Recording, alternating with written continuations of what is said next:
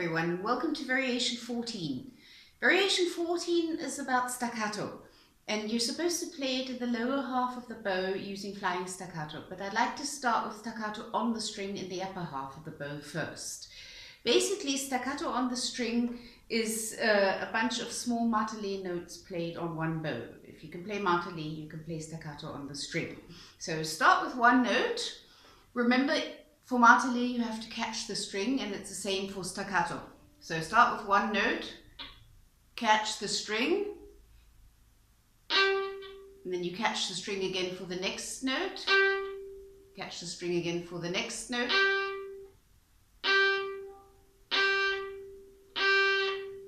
That's basically the principle of staccato on the string.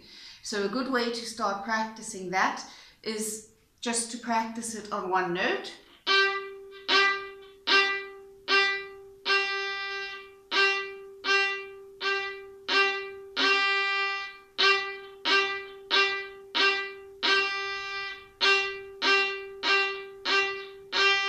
Practice up bows and down bows. You might as well practice the down bow as well.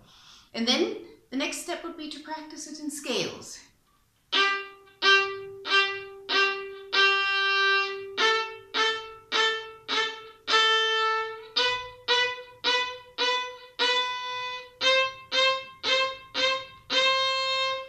If you're interested in this, of course, you can add more notes. The more notes you add to staccato, the better, of course. So you can also go.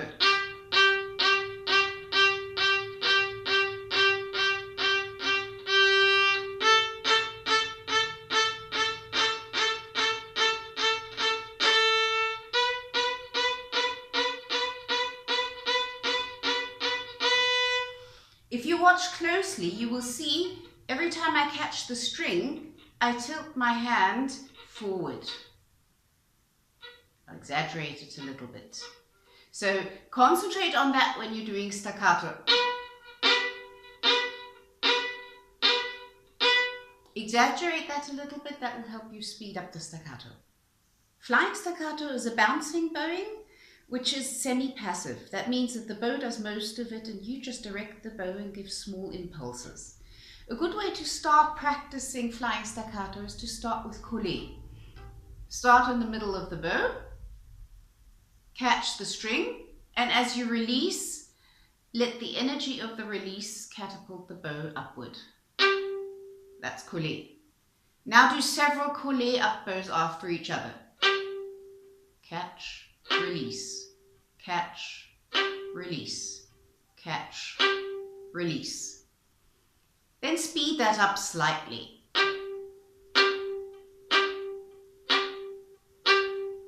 Notice the movement that I'm doing with my right hand is controlled and active. The bow's not doing very much on its own, except that it comes up on its own after catching the string. So when you can do that, the step to flying staccato is not a very great one, because what you do is you catch the first one, you catch the string for the first note, and then you continue in a kind of a sloppy collé, not bothering to catch the string. You let the bow fall back onto the string and it will come up on its own because it bounces on its own. So what you do is you catch the string for the first note and then you just let it fall onto the string.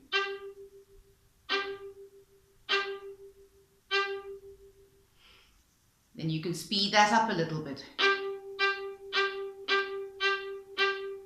When you can do that, practice that in scales.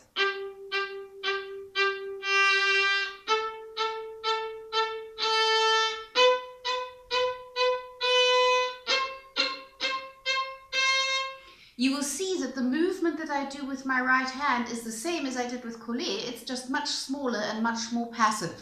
So it's the same thing for collé and for flying staccato.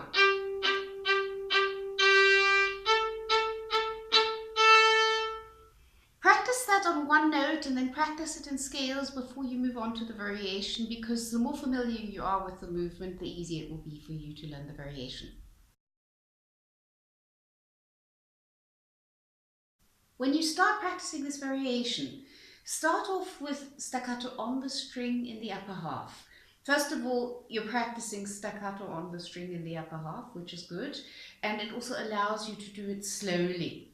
So start off at the tip and practice it staccato on the string.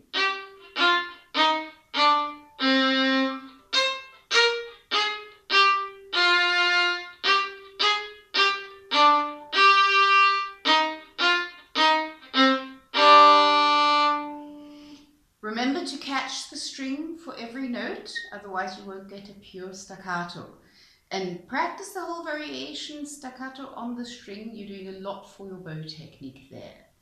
By the way, if you're interested in watching an absolute master at catching the string, watch Hilary Hines' practice videos. They're unbelievable. I've never seen anybody be able to catch the string so precisely and so fast and so well, so you might want to watch that.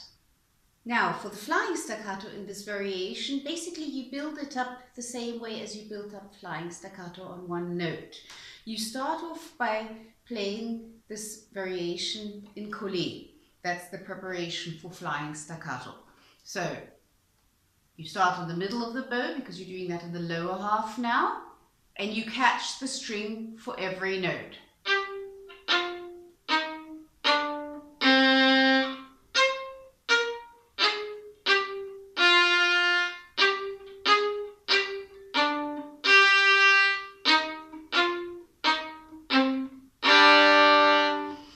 Practice a variation like that.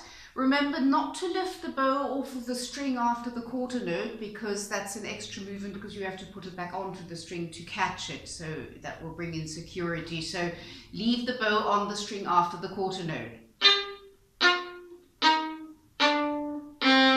Stay on the string, don't lift it. Catch the string.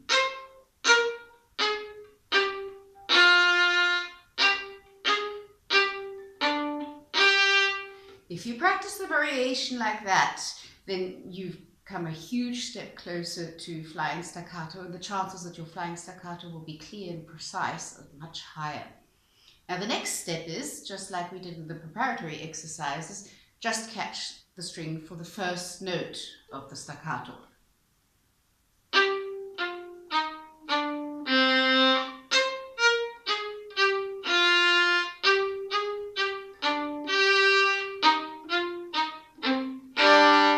You can do that as slowly as you want, as long as you drop the bow and don't place the bow, because you won't have time to place it when you play it up to speed. So you need to get used to the feeling of the energy of the bow falling on the string and coming back up. So you could speed it up slightly.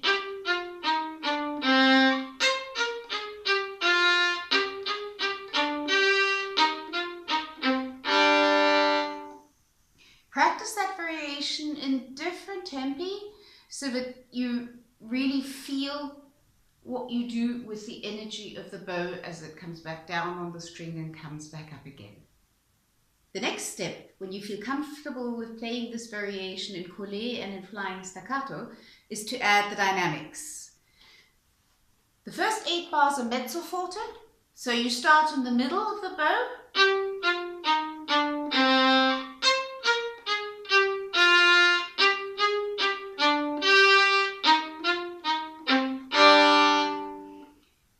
Now bar 9 is piano. So what you do in bar 8, you go. Let the chord take you slightly above the middle so that you can play piano. The bow is lighter here, so the piano will happen on its own.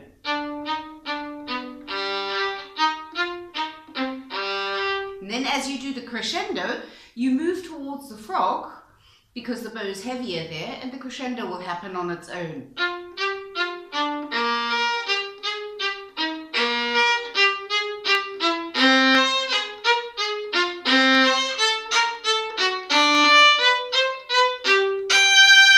That note takes you slightly above the middle so that you can continue in the pianissimo, which is notated.